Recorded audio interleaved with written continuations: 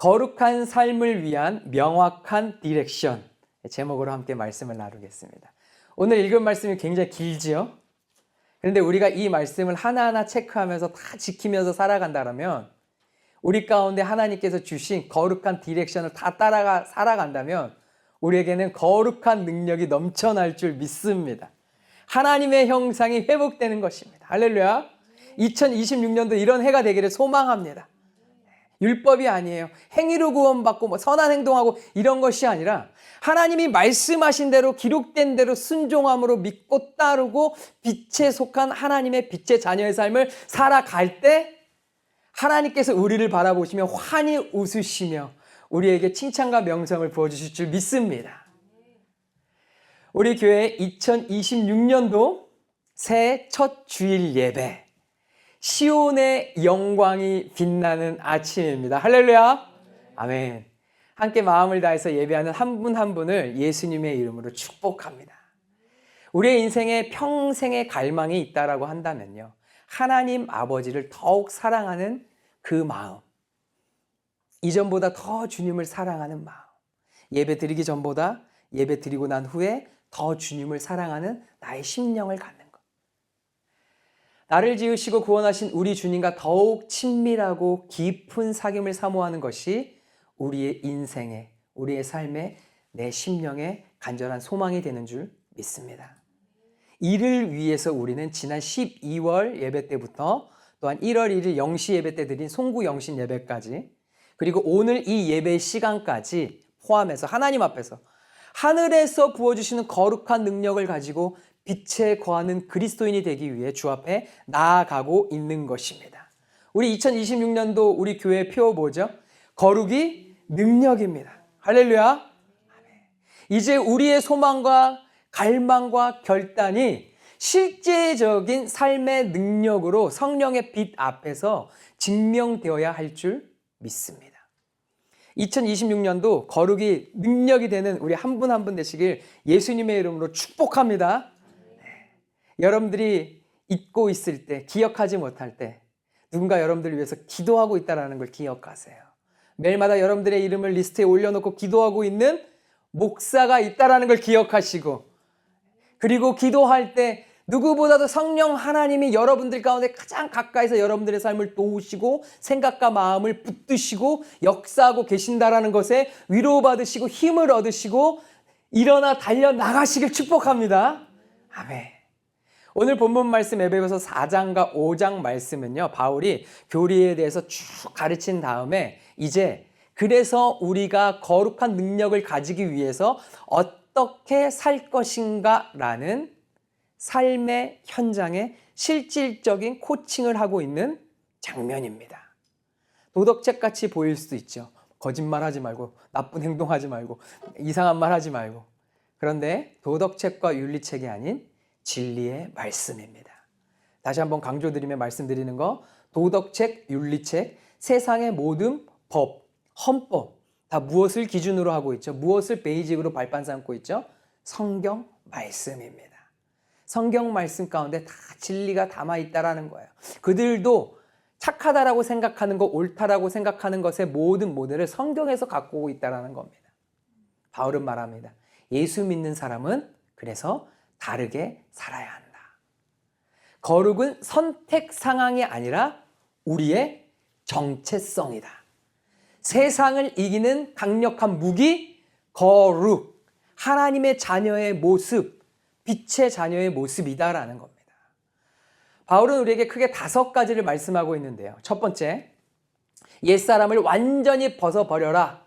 4장 17절부터 22절까지 말씀이죠. 거룩의 첫 단계는 과감한 작별, 결별입니다. 빠이빠이. 우리가 송구영신 예배 때 송구하고 옛것을 버리고 새것을 받아들이는 영신하는 송구영신 예배를 드렸죠. 과감하게 옛것을 벗어버려야 새것을 또한 받아 누릴 수 있다는 거예요. 사도 바울은 17절에서 권위 있는 목소리로 이렇게 명령하죠. 이제부터 너희는 이방인이 그 마음에 허망한 것으로 행함같이 행하지 말라. 명령하고 있는 거예요. 여기서 이방인은 단순히 민족적인 이방인을 뜻하는 것이 아닙니다. 하나님 없이 살아가는 모든 삶의 인생의 방식들, 이방인의 삶, 헛되고 헛되니 헛되고 헛되도다. 예수님 없는 삶은 헛되고 헛되니 헛되고 헛되도다. 예수님이 함께하는 삶은 내가 내 스스로를 봤을 때 비참하고 허망한 것 같지만 예수님이 붙들고 있는 삶은 축복된 삶, 은혜의 삶, 결국 하나님이 아름답게 맞춰주시는 퍼즐이 있는 삶인 것을 여러분들 믿으시기 바랍니다.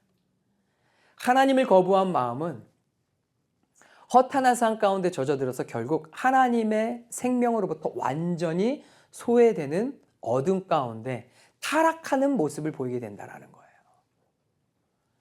하나님을 거부한다? 지금 나의 삶 속에서 작은 결정 하나라도요, 주님이 원하시지 않는 길을 걸어간다면 하나님을 거부한, 하나님을 등돌린 어둠의 흔적을 가진 시간, 그 가진 장소, 그것을 가진 인생이 된다라는 거예요. 옛사람을 완전히 벗어버리시길 축원합니다. 아멘. 더러운 흔적, 티끌이라도 작은 것 하나라도 허용해서는 안 됩니다.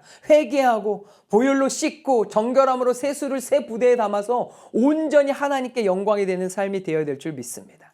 면밀히 말하면요, 명확하게 말하면 이러한 어둠의 티끌과 흔적을 가졌다고 해서 지옥 가지 않죠. 지옥 가지 않습니다. 구원받고 예수님을 주인으로 모시고 살아가고 있지만 삶의 한 부분에서 하나님의 형상을 잃어버린 채 아직도 내가 주인이 되어서 내가 왕이 되어서 하나님을 거부한 선택의 삶을 살아간다고 해서 하나님이 버리시고 내팽개치시고 지옥으로 떨어뜨리시지 않는다라는 거예요. 하나님께서 그 순간의 모습을 딱 캡처해서 딱 확대해가지고 그것이 내 인생의 전부인 것 마냥 지옥으로 보내시지 않는다라는 겁니다. 그러나 거룩을 향해 끊임없이 몸부림치며 성령을 의지하고 나아가야 저기 천국이 지금 바로 내 앞에 내 삶에 펼쳐진 내 심령의 내 삶에 직접적인 관계가 있는 축복이 된다라는 겁니다. 이 땅에서 천국을 누리며 살아가야죠. 작은 것 하나 내어주어서 계속 세상을 향하고 죄를 선택하고 하나님을 등지고 뒤돌아 어둠을 향해 간다면 영적인 무감각의 상태, 죄를 지어도 아프지 않고 죄가 죄인지 모르고 양심이 썩어서 화인 맞아서 이게 도덕적, 윤리적 그 어떤 것의 기준이 사라져버리고 오히려 더 큰 불결함과 탐욕을 향해서 우리가 창의적으로 하나님을 예배해야 되는데 오히려 창의적으로 악을 도모하는 마귀에게 종된 삶, 누가 이런 삶을 하나님께 속한 구원받은 인생이라고 말할 수 있겠습니까? 생각해 보세요. 나 구원받았어요. 나 교인이에요. 나 천국 가요라고 말하면서 온갖 모든 삶에 널저분하게 펼쳐져 있는 것은 죄된 삶밖에 없어요. 세상에 속한 것들밖에 없어요. 오늘 말씀하고 있는 이방인의 삶의 흔적같이 보이는 것밖에 없다라는 거예요. 이런 삶을 주님이 보시고도 너는 나에게 구원받은 빛에 속한 자녀다라고 할 수 있겠냐라는 거예요. 오늘 우리가 읽은 에베소서 4장 말씀과 5장 말씀, 나와 하나도 관계없는 말씀들, 이거 하나 지키기도 어려워요 라고 한다 그러면 진정 구원받은 인생이라고 주님 앞에서 떳떳이 말할 수 있는 자신감이 있겠냐라는 겁니다. 이런 지경까지 이른다면 모든 각 인생들은 하나님 앞에서 나는 진정 구원받은 하나님의 자녀가 맞느냐 스스로에게 심각하게 한번 질문해 봐야 됩니다. 죄악된 정욕은 속이는 정욕이에요. 우리에게 행복과 자유를 약속하는 것 같지만 실제로는 우리를 더 비참한 노예로 만들어서 파멸로 이끌어갑니다. 허탈한 뜻 버리고 주께서 걸어가신 의의 길을 따라가야 될 줄 믿습니다. 아멘. 2026년을 시작하는 지금 새해 첫 주일 예배, 우리는 이 낡고 더러운 옛사람의 옷을 미련 없이 벗어던지고 작은 티끌이나 그 어떤 먼지와 같은 유혹의 욕심을 따라 썩어져가는 구습을 따르는 옛사람을 완전히 벗어버리고 오직 심령으로 새롭게 되어서 하나님을 따라 의와 진리의 거룩함으로 지으심을 받은 새 사람을 입으시길 축원합니다.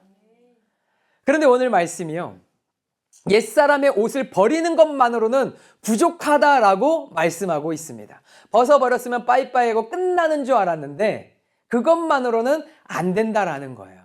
생각해 보세요. 벗으면 창피합니다. 부끄럽죠? 그 다음 어떻게 해야 될까요? 두 번째, 새 사람을 입으시길 축원합니다. 네, 에베소서 4장 23절부터 29절까지의 말씀을 새 사람을 입으라. 비워진 자리는 반드시 채워져야 돼요. 옛사람을 벗어버렸고 확 벗어버렸는데 옆 동네 가서 더 더러운 옷을 입고 오면 벗으나 마나 안 벗는 게 더 나은 상태가 된다라는 겁니다. 그래서 예수님이 귀신을 쫓아내고 말씀하셨잖아요. 또 다른 더 큰 귀신이 들어오기 전에 너는 계속 거룩함을 유지하며 마음을 다해 주님을 예배하며 살아가라. 이거 벗어버렸다고 신났는데 다른 옷 집어들어서 더 더러운 옷을 집어 입으면 그것이 새 사람이라고 할 수 있겠습니까? 아니다라는 거예요.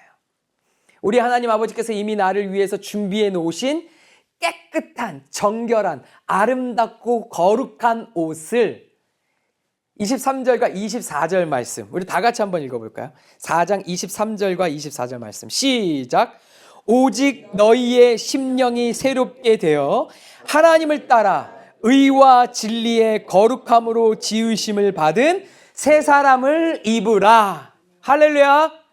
이 새 사람은 우리가 도덕적으로 수양해서 만들어낼 수 있는 그런 존재가 아니에요. 이것은 하나님의 전능하신 능력으로 창조된 새로운 피조물입니다. 누구 안에 거할 때? 성령 안에 거할 때. 누구를 왕으로 모실 때? 예수 그리스도를 왕으로 모실 때 모든 것이 이전 것은 지나갔으니 보라 새 것이 되었도다. 성령님은 지금도 살아 역사하시는 능력의 하나님이십니다. 아멘. 여러분들의 삶의 모든 영역 가운데 곳곳 디테일하게 모든 영역 가운데 여러분들 옛사람을 다 벗어버리시기 바랍니다. 육체 가운데도 몸이 아픈 부분들 있죠. 벗어버리세요. 예수의 보혈로 덮으세요. 그리고 계속 새 사람을 입으세요. 주님이 역사하십니다. 아멘. 선포하고 믿고 계속 하나님께 마음을 드리는 자에게 역사하심이 있는 거예요. 새 사람, 어떤 새 사람? 성령의 새 사람. 불가능이 없으신 하나님. 나를 새롭게 하시는 하나님. 내 모든 삶의 영역을 어둠에서 완전한 빛으로 인도하시는 하나님. 하나님의 형상을 회복하시기를 축원합니다. 하나님의 형상 따라 지음을 받은 분들이세요. 그렇기 때문에 주님께서 부르시고 의롭게 하시고 이 자리에 나와 주님을 높이도록 예배하도록 인도하신 것입니다. 하나님의 형상을 회복할 지어다. 할렐루야. 그것이 거룩의 능력입니다. 다른 것으로 옷 입을 거 없어요. 무엇으로 옷 입는다? 말씀과 하나님의 형상. 말씀 가운데 그 하나님의 형상이 어떤지 다 기록되어 있잖아요. 하나님의 성품을 소유하시기 바랍니다. 우리 닥트린 클래스 때 배웠죠? 하나님의 속성. 공유할 수 있는 속성이 있고 비공유할 수 있는 속성이 있어요. 하나님의 절대적인 그 속성은 우리가 못 가져요. 그런데 하나님께서 우리에게 공유할 수 있는 공유적 속성을 부어주셨는데 무엇이냐? 송구영신 예배 기억하시죠? 내가 거룩하니 너희 어떻게 하라고요? 너희도 거룩하라. 우리도 거룩하시도록 만드신 거예요. 나 거룩하니까 너네는 내 주변에 오지만 난 절대적 하나님이야. 너희는 거룩할 수 없어. 너네는 거기서 계속 비참하고 허탈한 인생만 살아가 아니라 내가 거룩하니 너희도 거룩하라. 왜? 너희는 나의 형상대로 내가 너희를 지었기 때문이야. 할렐루야. 너무나 감사해. 이 세상 어떤 종교도 우리 예수님과 같이 기독교와 같이 하나님과 교제하고 사랑의 관계를 가지면서 이런 식으로 하나님과 교통하는 종교가 없어요. 다른 종교들 다 보세요. 내가 말하면 너는 복종이에요. 안 들으면 너는 처벌받아. 너는 끝. 너는 저주를 받아. 무조건 내가 말하면 명령이니까 들어. 어디 하나님하고 교통하고 교제하고 얘기하고 성령의 말하게 하심에 따라 방언으로 기도하고가 어디 있어요? 성령이 내 혀를 통해 기도하신다? 이런 거는 상식적으로 있을 수 없는 종교 체계인 거예요. 다른 종교에서는. 근데 우리 주님은 어떤 분이세요? 내가 거룩하니 너희도 어떻게 하라고요? 거룩하라. 내 성품도 너희도 어떻게 하라? 소유하라. 할렐루야. 나의 형상을 너의 삶 가운데 너의 영혼육 가운데 어떻게 하라? 회복하라. 할렐루야. 우리 주님은 그래서 좋으신 하나님이신 겁니다. 우리는 주께 속한 자녀입니다. 우리 삶에는 아주 세밀한 변화, 그래서 신앙의 디테일이 필요해요. 작은 것 하나 어둠에 내어주지 않고 작은 것 하나 하나님의 거룩한 그 주님의 성품을 담기 위한 세밀함이 필요하다라는 거예요. 거짓을 버리고 거짓말하지 마세요. 참된 것을 말하시기 바랍니다. 저는 너무나 경각심을 가지고 있습니다. 여러분들 도덕 시간 아니죠? 윤리 시간 아니죠? 참 우스운 얘기인데 거짓말하면 안 됩니다. 나만 망할 것 같죠? 다 같이 망합니다. 거짓말하지 말자. 차라리 내가 창피함 당하고 망신당하고 내가 실수한 거 드러나도 차라리 진실을 말해서 마음은 마음이 통한다고 했는데 안 들어서 뭐라고 한다면 내가 거짓말한 거 책임져야지. 차라리 거짓말하지 말자. 다 같이 한번 따라해 보겠습니다. 거짓말하지 말자. 아니 이 시대가 굉장히 심각해요. 거짓말이 지금 어디까지 들어왔습니까? 교회 안에까지 들어왔어요. 거룩한 곳이라고 하는데 다 거짓말하고 서로 속이고 끝이 없어요. 더럽습니다. 다른 손가락질하고 할 필요 없어요. 나부터 참된 말을 하자. 하나님 앞에 하듯이. 여러분들 하나님 앞에 거짓말 안 하잖아요. 하나님 못 속인단 말이에요. 하나님 다 아세요. 그렇죠? 선악과를 따먹었는지 안 먹었는지. 하나님은 숨긴다고 해서 그거 숨기는 자체가 이미 양심의 화인 맞은 거예요. 진짜 그거는 하나님 앞에 구원 받았는지 안 받았는지 봐야 되는 부분. 거짓말하지 말고 무엇을 하자? 참된 것을 말하자. 분을 내어도 죄를 짓지 않고 해가 지도록 분을 품어서 마귀에게 뭘 주지 말자? 틈을 주지 말자. 오늘 말씀에 기록되어 있잖아요. 도둑질 하던 손이 이제는 부지런히 수고하여서 오히려 남을 돕는 손이 되자. 속여서 벌지 마세요. 속여서 이렇게 편법 써서 부자 된다고 해서 굉장히 행복할 것 같죠? 병 걸립니다, 진짜. 왜? 그게 내가 뿌려놓은 스트레스, 죄의 열매들을 내가 걷는 거예요. 나중 돼서 하나님 망하겠어. 이런 얘기 하나님 절대 그러신 분 아닙니다. 정직하게, 신실하게, 참되게 살아도 하나님 앞에 거룩한 모습으로 나아가기 부족해요.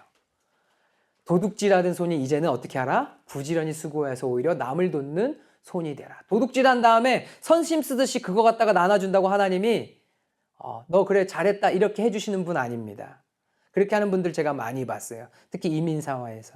그렇게 하면 면죄부라도 받는 것 마냥 온갖 불법을 다 저질러 놓고 교회 와서 이것저것 하면서 도와주려고 하는 선심 쓰는 거 좋아 보이는데 그 속내는 하나님이 다 뚫어보고 계세요.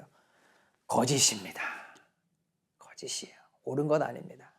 더러운 말 대신 듣는 자에게 은혜를 끼치는 덕스러운 말을 하시길 축원합니다. 여러분, 거룩은 거창한 것이 아니에요.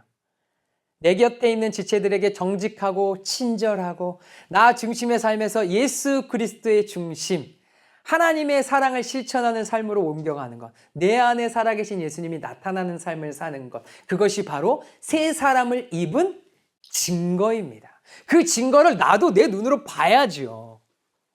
내가 그리스도인데 내 삶에서 내가 하나님의 증거를 못 본다 그러면 얼마나 비참합니까? 이 오늘날은요, 설교 시간에 이 듣기 좋은 말만 하는 것이 축복이라는 잘못된 생각들이 자리 잡은 시대예요. 그렇죠?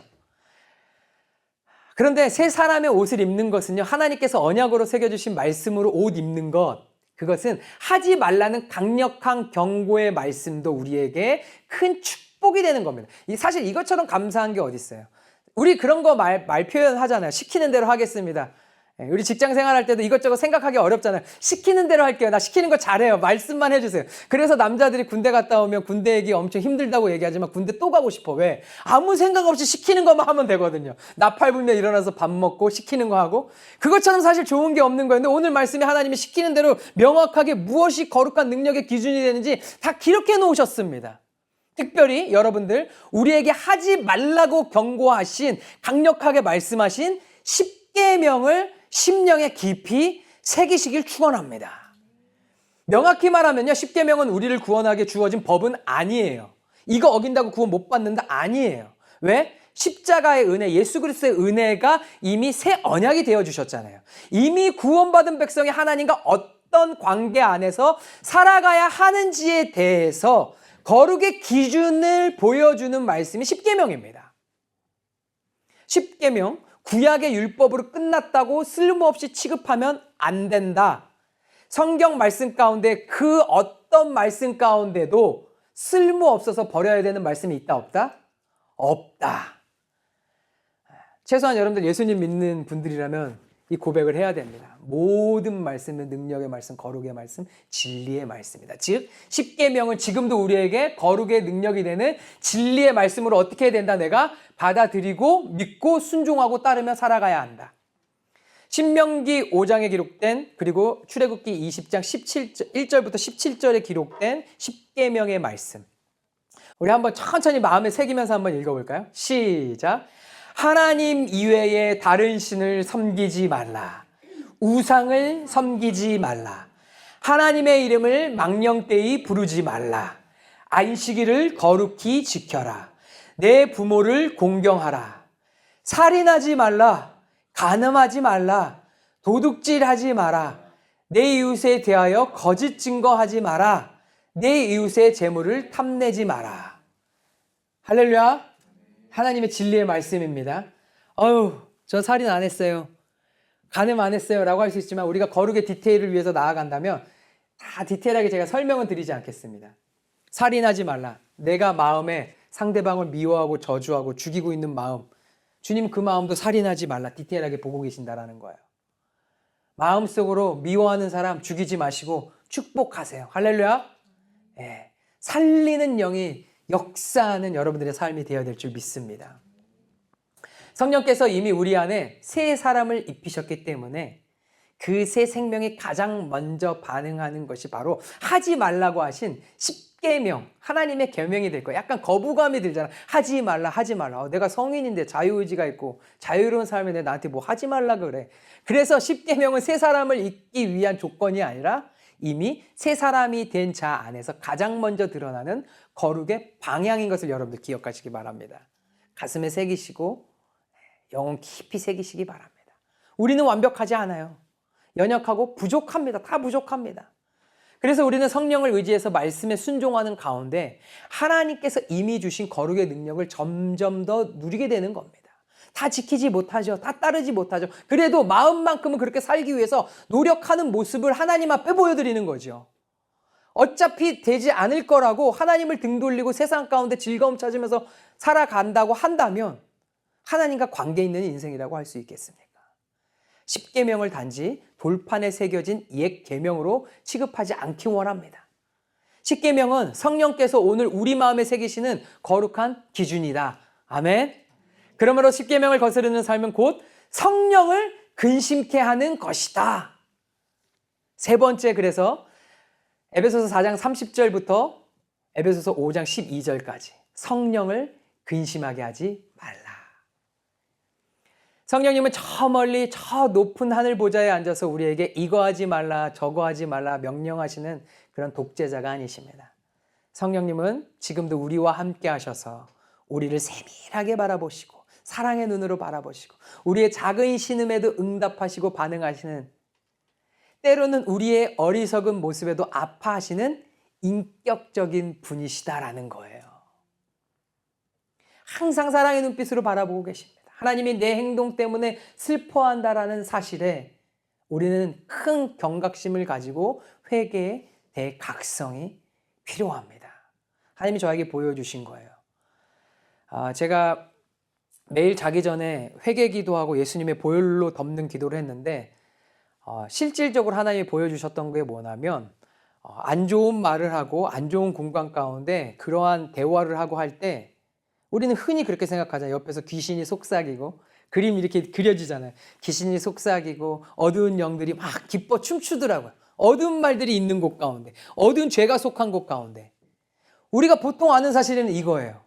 그런데 하나님이 눈 하나를 더 열어주셔서 보게 하신 거, 그 옆에서 주님이 슬퍼하며 안타까워하시며 탄식하고 있는 모습을 봤는데, 귀신과 사탄 마귀들이 기뻐 춤추는 것보다 우리 주님이 우리의 모습을 보고 안타까워하시고 슬퍼하는 모습에 얼마나 가슴이 찢어지는지. 여러분들이 보고 있는 컴퓨터 화면, 주님도 성령 하나님도 내 옆에서 같이 보고 계신다는 걸 여러분들 기억하시기 바랍니다. 여러분들이 보고 있는 핸드폰 화면, 셀폰 화면 넘기고 있는 것, 우리 주님도 옆에서 어떻게 하고 계신다? 같이 보고 있다는 걸 여러분들 기억하셔야 돼요. 반대로 우리가 하나님의 말씀을 묵상하며 주님께 마음을 드리고 있을 때 지금 누가 우리를 큰 품으로 안고 우리에게 은혜를 부어주고 계시죠? 주님이 그 시간에도 당연히 함께하고 계시죠. 우리는 세상에서 죄 지을 때 주님이 나를 바라보고 계신다라는 경각심이 아닌 하나님의 은혜의 말씀 안에서 하나님이 부어주시는 능력을 가지고 살아갈 때 나를 이끄시고 붙드시는 그 주님께 감사하며 살아가는 자들 되어야 될 줄 믿습니다. 아멘. 이것이 성숙한 그리스도인, 장성한 믿음의 분량을 가진 세상이 감당치 못할 믿음의 사람입니다. 할렐루야. 우리는 하나님의 사랑받는 자녀입니다. 의심치 않아요. 자녀가 부모를 닮듯이 우리도 하나님을 본받는 자가 되어야 됩니다. 그런데 그것은 끝이 없습니다. 성화, 거룩해 되는 과정. 그리스도께서 우리를 위해서 자신을 향기로운 제물로 내어주신 것처럼 우리도 그리스도의 사랑 가운데 행해야 합니다. 죄는 어둠의 일이에요. 성령의 나타나심이 없고 열매가 없고 잡고 숨기고 감추고 싶고 회개의 대각성 없이 그렇게 살아간다면 결국 파멸로 끝입니다. 옛사람은 벗어버리지 못하고 옛사람이 더 두터운 방탄유리와 같이 더 두터운 더러워진 냄새 풀풀 나는 옷을 입고 마땅히 가야 할 곳으로 갈 수밖에 없다는 거예요. 나는 자존심을 걸고 구원받았다라고 외치고 있지만 내 영혼이 이끌림을 받고 있는 것, 내 삶과 나를 지배하고 있는 것, 나에게 익숙한 것, 결국 마귀에게 속한 사탄의 것들만 있다면 심각하게 철저하게 구원의 진전성을 점검해 봐야 할 때가 되었다라는 겁니다. 회개와 돌이킴이 없다면 스스로를 속이고 있는 것일 수 있어요. 아니 어쩌면 스스로 속고 있는 것일 수도 있습니다. 내가 지금 옳다. 나는 의롭다. 나는 다 맞다. 그런데 여러분들 기억하세요. 구원은 내 자존심으로 받는 것이 아닙니다. 목소리 크다 그래서 천국 갈 것 같으면 누가 제일 먼저 간다? 제가 제일 먼저 갑니다. 예, 목소리 엄청 크죠? 그렇죠? 목소리 크고 자존심 크다고 천국 간다 아니다? 아니다. 구원은 어떻게 가는 것이다? 믿음으로 가는 것인데 구원의 주체가 누구예요? 나예요? 나의 생각이에요? 자존심이에요? 정신 승리해서 저쪽 바짝 차리지 천국 가는 거예요? 구원은 누가 주시는 거예요? 하나님이 주시는 거예요. 하나님의 기준에 합당해야 구원받는 겁니다. 천국 문을 내가 열고 들어가는 거가 아니라 천국 문은 주님이 열어주시는 거죠.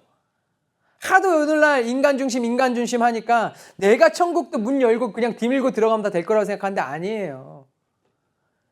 구원의 주체는 하나님이십니다. 하나님의 기준에 합당한 삶을 살아야 구원받는 거예요. 전적으로 구원은 하나님께 속한 것으로 하나님 입장에서 하나님의 기준으로만 가능한 것이다. 마태복음 7장 21절 말씀 다 같이 한번 읽어보겠습니다. 시작. 나더러 주여 주여 하는 자마다 다 천국에 들어갈 것이 아니요 다만 하늘에 계신 내 아버지의 뜻대로 행하는 자라야 들어가리라. 예수님이 말씀하셨습니다. 거룩은 그 어둠에서 나와서 빛 앞에 서는 용기가 있어야 된다는 거예요. 마음에 찔림이 있을 때 그래서 회개하고 옛사람과 완전히 결별하고 성령을 금심케 하고 노엽게 하는 수준에서 이제는 벗어나서 하나님의 마음을 시원케 해드리는 하나님의 칭찬과 명성을 얻는 우리의 삶의 모습이 되어야 될 줄 믿습니다. 한번 따라해 보겠습니다. 하나님을 기쁘시게 하는 것이 내 삶의 최고 우선순위로 두겠습니다. 아멘. 네 번째, 에베소서 5장 13절부터 17절까지의 말씀이죠. 빛의 자녀답게 행하시길 축복합니다. 바울은 우리의 정체성을 분명히 정의하고 있어요. 너희가 전에는 어둠이더니 이제는 주 안에서 빛이라. 우리는 빛이 되기 위해 노력하는 존재가 아니라 이미 빛이 된 존재입니다. 그러므로 빛의 자녀답게 사는 것이 마땅하다라는 거예요. 빛의 열매는 모든 착함과 의로움과 진실함입니다. 아주 간단하게 말씀을 이해해 보면요, 여러분들. 이 말씀은 누구나 인정하고 이해하고 일반적으로 상식적으로 받아들일 수 있는 그런 착함과 의로움과 진실함이 있는 빛의 열매를 의미하는 것이에요. 여러분 생각해 보세요. 착하고 의롭고 진실한데 세상 사람들 다 모르게 오직 하나님 한 분만 인정하고 알고 있는 착함과 의로움과 그런 진실함이 있겠습니까? 없지요. FBI 언더커버와 뭐 암행어사 같이 아무도 모르게 내가 착함과 의로움과 진실함을 행했는데 오직 하나님만 알아요. 빛과 소금의 역할 없이 등불을 말 아래 두라고 예수님이 말씀하시지 않았다라는 것을 우리는 기억해야 됩니다. 일반적으로 상식적으로도 모든 이들이 공감하고 이해할 수 있는 말씀이 그런 시각에서 쓰여진 거예요.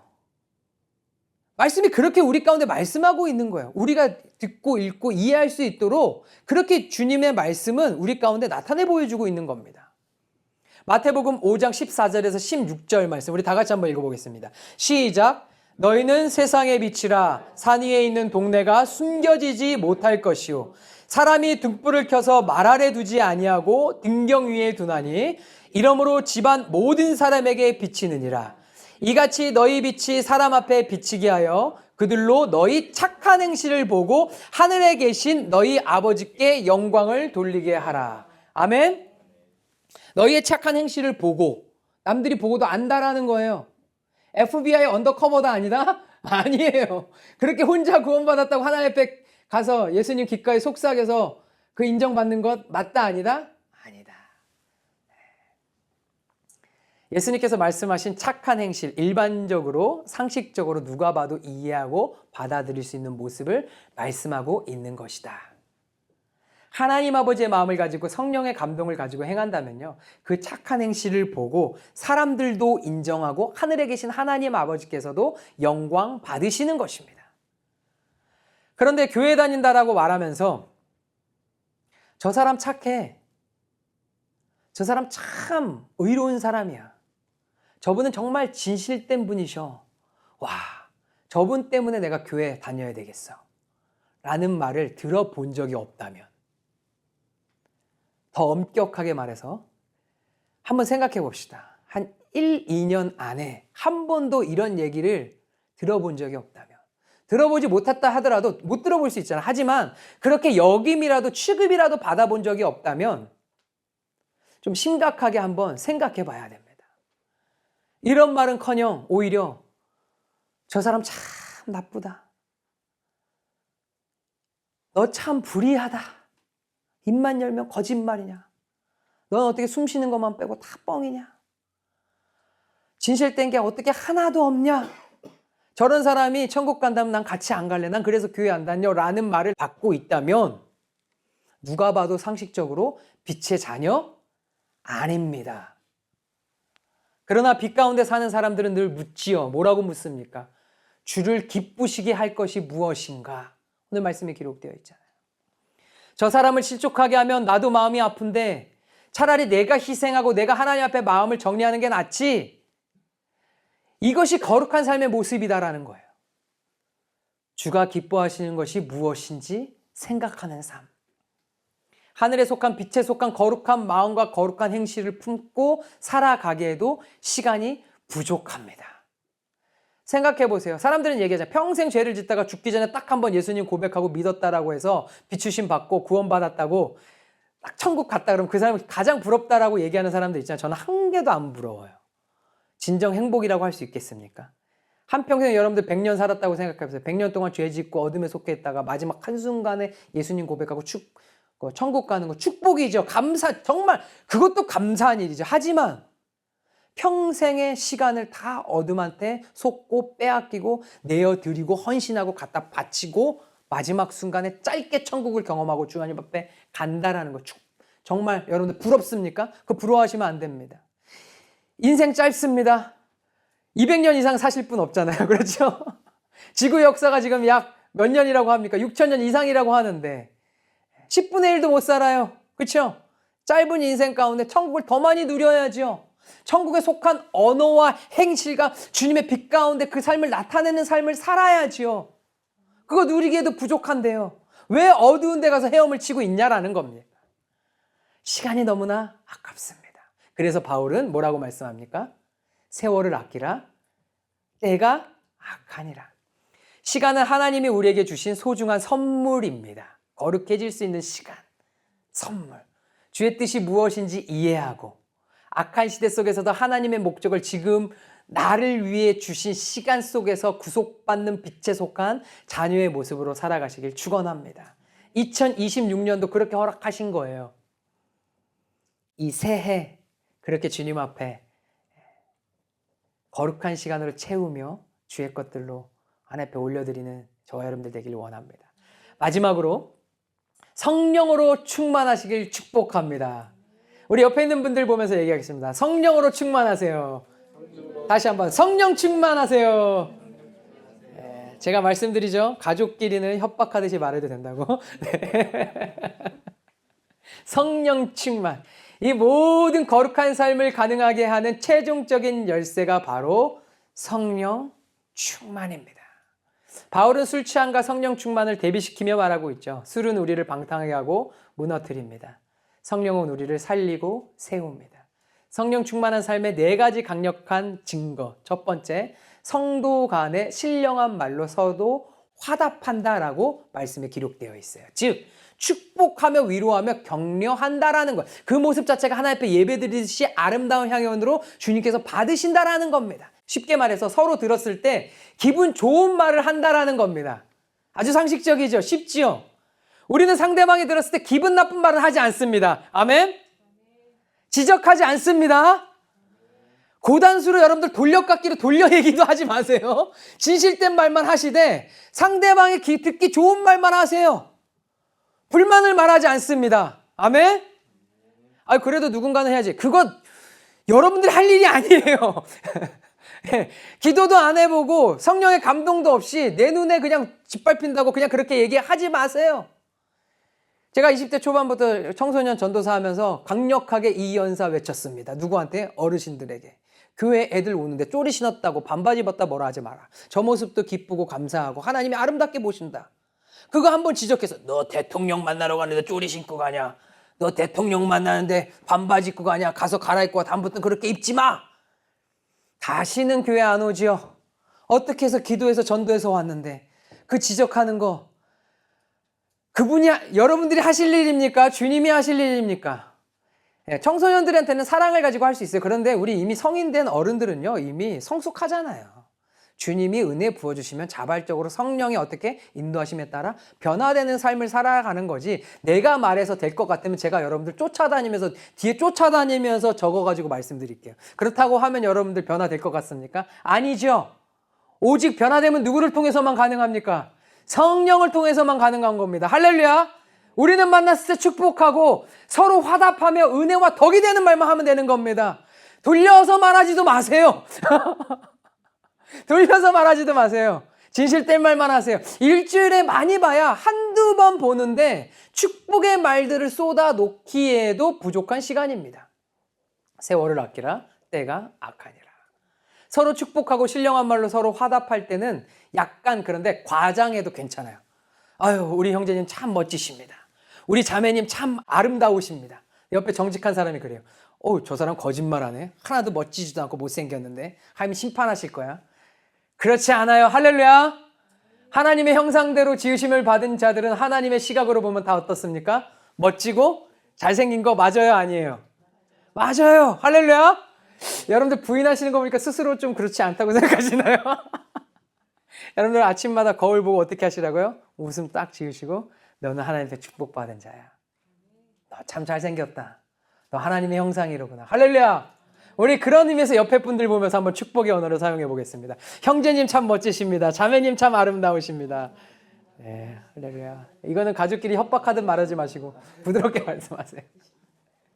네, 하나님의 형상대로 지으심 받은 여러분들이십니다.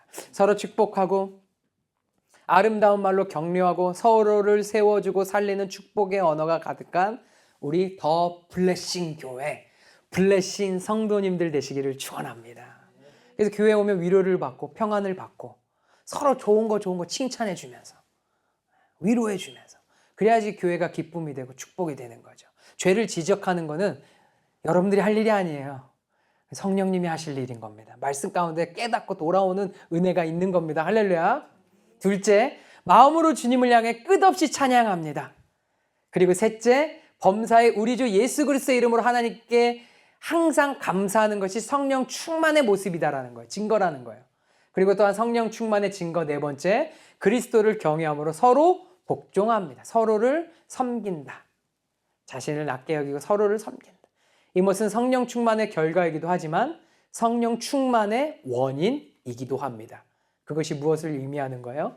마음이 메마를 때 의지적으로 감사의 말을 내뱉고 서로를 사랑으로 섬기기로 결단할 때 성령의 기쁨이 우리 안에 다시 부풀어 오르게 된다라는 겁니다. 그래서 의지적으로 거룩을 우리가 따라가잖아요. 쫓아가잖아요. 자유의지를 가지고. 마찬가지로 의지적으로 교회에서도 상대방을 대할 때 거룩한 모습으로 대해야 될 줄 믿습니다. 말씀을 맺겠습니다. 2026년 한 해 동안 우리가 입어야 할 옷은 분명합니다. 작년의 실패와 옛 습관의 낡은 옷은 이제 완전히 결별, 끝입니다. 하나님이 창조하신 의와 진리의 새 옷을 매일, 매 순간 든든히 따스하게 입고 아름답게 입고 하나님의 형상을 회복하고 또 회복하시기를 축복합니다. 우리 모두 내 안에 계신 성령님을 귀하게 여기며 성령을 근심케 하는 자가 아니라 하나님을 기쁘시게 하는 하나님의 영광이 되는 성령 충만한 빛의 자녀 되시기를 소망합니다. 지금 내가 인도함 받은 이 거룩한 길이 나와 연관된 모든 이들까지도 거룩한 길로 인도하는 능력이 될 것입니다.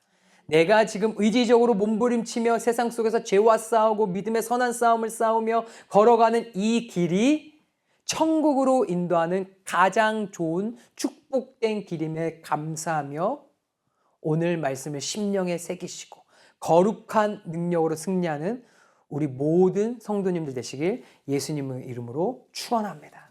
아멘.